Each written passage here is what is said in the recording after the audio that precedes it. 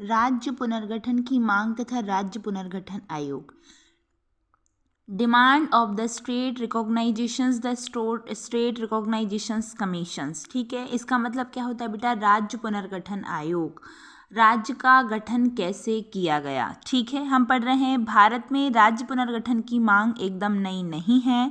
इस संबंध में सन 1903 में गृह सचिव सर हर्बर्ट रिजली ने बंगाल शासन को विस्तार में लिखा था। सन 1921 में कांग्रेस दल ने इस बात को सिद्धांत को स्वीकार कर लिया कि वह दलीय संगठन के लिए भाषाई आधार पर प्रांतों का गठन करेगा। सन 1928 की नेहरू रिपोर्ट में ये मांग की गई कि प्रांतों का भाषाई आधार पर पुनर्गठन किया जाना चाहिए।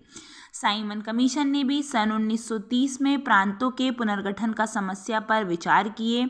सन 1927 में कांग्रेस दल ने मांग की कि अब समय आ गया है कि भाषाई आधार पर प्रांतों की सीमाओं का पुनर्गठन किया जाए।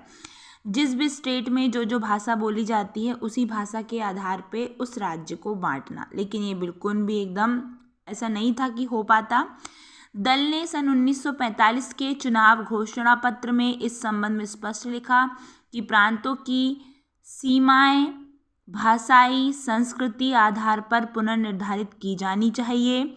जब भारत के नए संविधान का निर्माण किया जा रहा था तो संविधान निर्माती सभा में भी इस बात की मांग की थी कि प्रांतों का भाषाई आधार पर पुनर्गठन किया जाना चाहिए।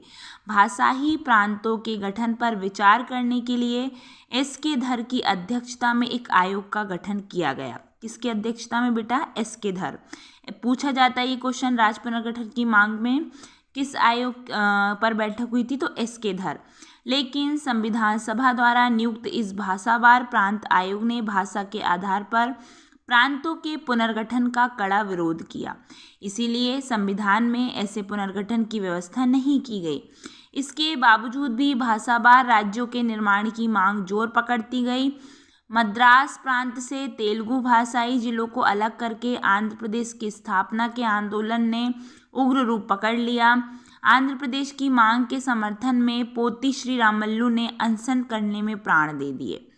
इससे सरकार को ये मांग स्वीकार करनी पड़ी और अक्टूबर 1954 में तेलुगु भाषाई आंध्र प्रदेश का गठन या निर्माण किया गया। ठीक है, इससे भाषावार राज्यों की मांग ने जोर पकड़ा। इन मांगों पर विचार करने के लिए सरकार ने दिसंबर 1953 में राज्य पुनर्गठन आयोग की नियुक्ति करी और इसके सदस्य फजल अली अध्यक्ष थे, हृदयनाथ कुंजरू तथा सरदार A.K. पणिकर।